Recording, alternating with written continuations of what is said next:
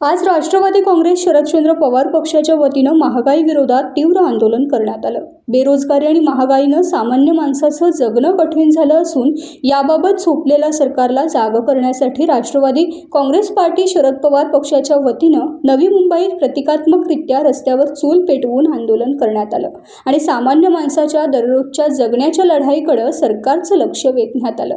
यावेळी खासदार सुप्रियाताई, प्रदेशाध्यक्ष शशिकांत शिंदे, आमदार जितेंद्र आव्हाड, आमदार रोहित पवार, सक्षना सलगर, डॉक्टर मंगेश आमले, अमोल माताले यांसह इतर प्रमुख पदाधिकारी, कार्यकर्ते आणि नागरिक उपस्थित होते। सरकारने वेळीच या प्रश्नाकडे लक्ष दिलं नाही तर दररोज महागाईचे चटके सहन करत असलेला सामान्य माणूस अधिक एकजुटीने रस्त्यावर उतरल्याशिवाय राहणार नाही याची सरकारने नोंद घ्यावी असा इशारा आमदार रोहित पवार यांसह नेत्यांनी दिला।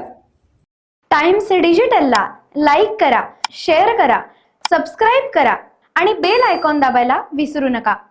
Times digital.